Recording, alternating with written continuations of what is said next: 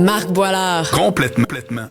Hey, c'est une bonne chose de dire son salaire. Moi, je suis comme la majorité des Québécois. Oui. Je préfère te raconter mes soirées de cul en détail plutôt que de dire combien je gagne. Peux-tu m'expliquer pourquoi? Je sais pas. C'est le plus gros tabou. Ouais, mais Plus que le sexe, l'argent. Arrêtez de dire ça, OK? Ça, là... Je suis pas payé des Non, je comprends. des fous, là, mais non, mais c'est parce que j'entends tout le temps, genre, on va mettre une pièce dans le piano musical, puis le tabou de l'argent au Québec, c'est pas pire qu'ailleurs ou autre. J'embarque pas là-dedans, je suis désolé. Je te dis juste qu'il y a en général, la plupart des gens, ils sont plus prêts à parler de leur vie sexuelle qu'à parler de l'argent. Oui, mais sais-tu quoi? Ils ont raison. Je vais te dire pourquoi. Parce que Maxime Martin était dans le blanc des yeux avec Sophie. Oui. Puis il a dit combien il gagnait. Bien, il l'avait dit aussi avant, combien il gagnait à la radio. Il avait dit qu'il y a un de ses contrats, comme on va commencer par ça, c'est pas tout le temps, qui était à 285 000. Mais Maxime Martin, là, c'est pas le gars de la voirie, puis c'est un artisan de la radio, il fait partie du showbiz. Les gens vont pas aller cogner à sa porte ou bien mettre des têtes de cochon en disant c'est épouvantable. Il est dans une autre ligue. Maintenant, je comprends pourquoi tu veux pas donner ton salaire. Je comprends. Il n'y a aucun bénéfice à le faire. Pas une affaire culturelle de Québécois, Richard. En tout cas, c'est ma théorie. C'est juste que si je trouve que toi et moi, on est dans la même entreprise, puis que je découvre que pour un job à peu près égal, tu gagnes beaucoup plus, c'est sûr que je vais avoir du ressentiment. Ben oui. Puis je vais me faire croire que c'est un levier de négociation, qu'il ne l'est pas, en passant. Si le boss a décidé que toi, tu demandes tant, puis je te le donne, puis pas à moi, ça se peut que quand je dise « Hey, Martineau, ça a l'air que gagne plus que moi. » Mon premier réflexe, ça serait j'aurais dû mieux négocier. Oui, parfait. Là, je serais fâché contre moi. Ah, ben ça, j'aime ça. En disant, tu sais, Voilà. pourquoi lui, il l'a eu, puis moi, j'aurais dû mieux négocier. Fait que t'es pas dans une patente cheapette de dire nous autres au Québec, là. C'est pas ça, là. C'est que t'as des bonnes raisons, puis en plus, tu fais bien, au lieu de dire, oh, ben là, je suis pas content, je suis fru, c'est la faute de l'univers. C'est très intéressant. T'es jaloux, oui, l'autre. exact. Mais je comprends pourquoi il y a des gens qui donnent pas leur truc. Et il y a un autre volet à tout ça qui est combien je mérite. Ça, c'est une autre conversation. Et ça piège beaucoup de monde parce que le salaire, c'est comme un prix.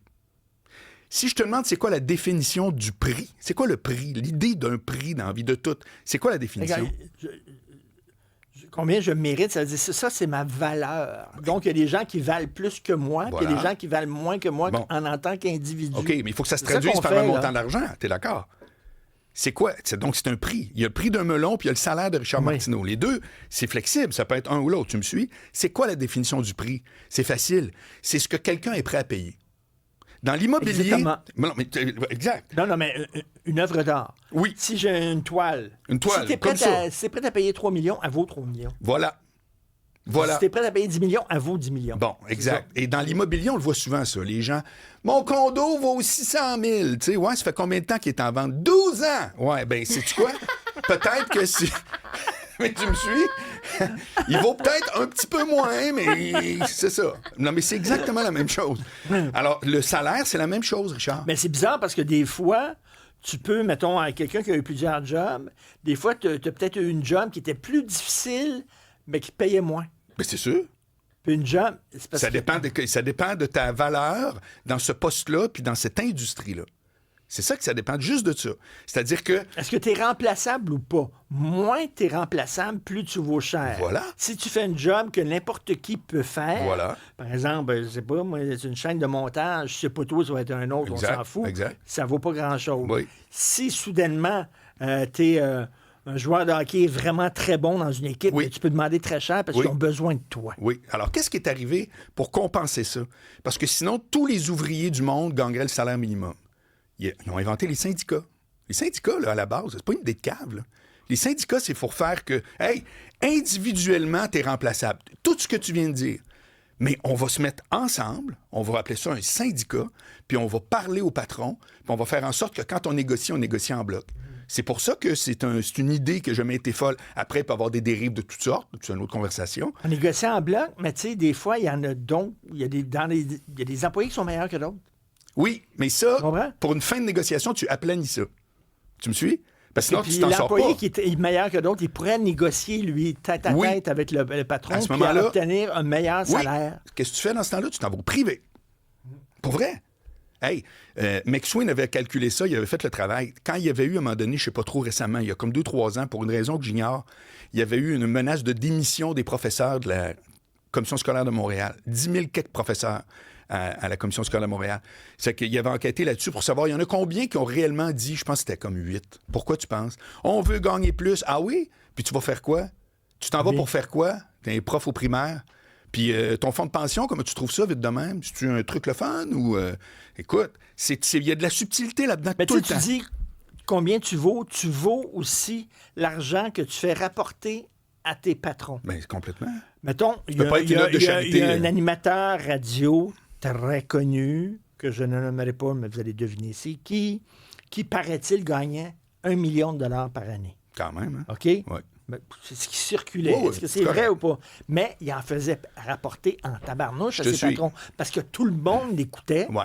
Puis là, la publicité à son show était vendue cher. Oui. Puis quand il était là, l'argent rentrait. Oui. Fait qu'il valait ça. Oui. Puis quand il n'était pas là, l'argent rentrait pas. Oui. Fait que tu vaux l'argent que tu fais rentrer à ton patron. Il y a une agence très populaire qui est ouverte dans le monde à certaines succursales, mais ça appartient à New York. Ça s'appelle Ogilvy. C'est une agence de publicité. Oui. Un sujet que t'aimes beaucoup. Il a écrit un livre, lui, Ogilvy on Advertising. C'est comme les pubs qu'il a faites depuis le début, puis sa vision de ça. Puis il raconte une histoire où est-ce qu'il dit que quand il avait fait, en tant que stagiaire, un premier pitch, puis qu'il avait perdu le pitch, puis que ce client-là, c'était un client régulier, puis il est parti ailleurs. M. Ogilvy l'avait demandé, le boss de l'époque avait demandé au jeune Ogilvy dans son bureau, puis il dit, je le sais, vous allez me mettre à porte. Puis il dit, ben non, il dit, tu viens de me coûter $1 million. Il dit, il faut absolument que je travaille encore pour te rentabiliser. Tu comprends? C'est les mêmes affaires. C'est une grande phrase, ça, qu'il ne faut jamais oublier, c'est que c'est pas important combien ça coûte, c'est important combien ça rapporte. Exactement, combien ça rapporte. Ouais. Et est-ce que tu es d'accord avec Sophie qui me dit tout le temps ça, puis elle l'a dit l'autre jour au micro, quand c'est le temps de négocier, un homme se surestime, une femme se sous-estime. Mais comme tout le temps. Moi, j'ai un de mes amis, il se regardait dans le miroir puis il disait « Mon Dieu, je suis le mélange de Nicolas Cage puis de Bruce Willis. » Puis crois-moi, c'était vraiment pas le cas. Ah, pour vrai, c'était formidable.